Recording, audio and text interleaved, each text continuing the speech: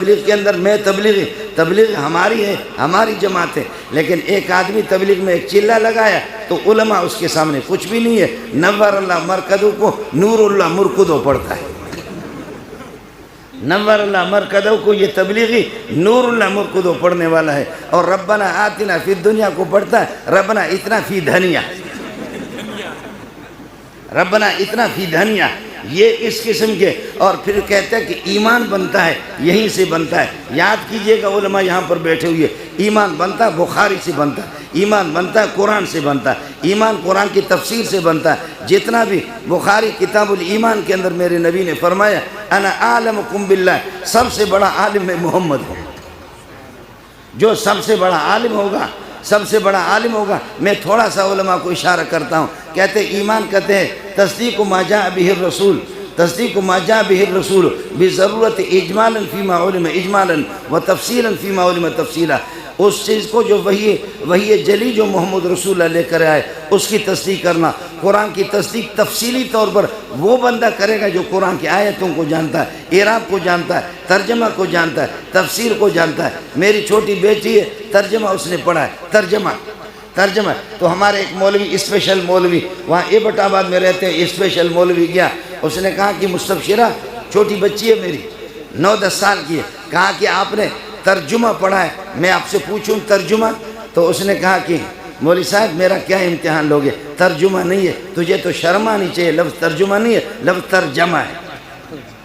کہا میرا امتحان آپ کیا لیں گے، لفظ ترجمہ نہیں ہے، تو نے تو کوئی گرامر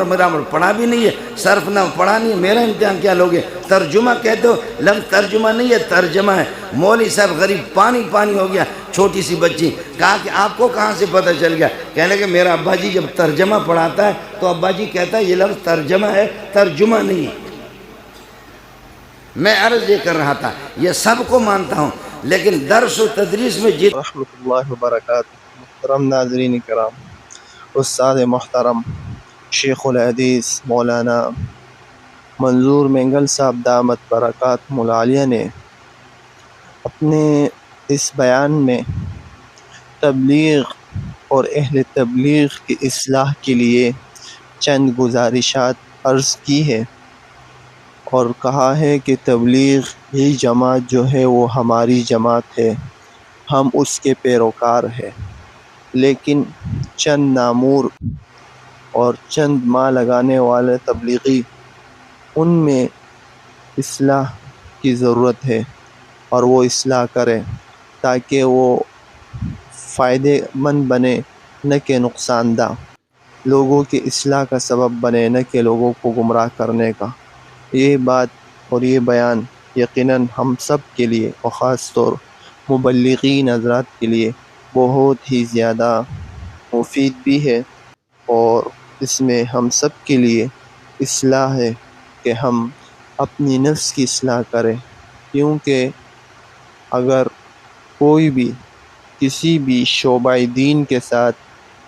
منسلک ہونے کے باوجود وہ گمراہی کا سبب بنے تو وہ دین کا کام نہیں کر رہا، بلکہ وہ تو شیطان کا پیروکار ہے۔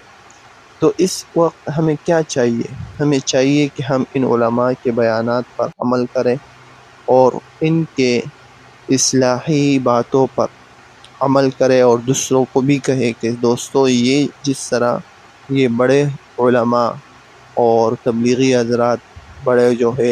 جو سلجھے ہوئے لوگ ہیں، ان کی بات اور ہر قدم قدم پر ان کی بات پر عمل کی جائے، کیونکہ ان کے باتوں پر عمل نہ کرنے کے بغیر انسان کامیاب نہیں ہو سکتا، اور اس فیلڈ میں ہمیں ان علماء کی اور خاص طور پر مبلغین علماء کی رہنمائی کی ضرورت ہے۔ تو اللہ رب العزت ہمیں اور تمام مسلمانوں کو ان جیسے علماء کی قدردانی اور ان کے باتوں پر عمل کرنے کی توفیق عطا فرمائے۔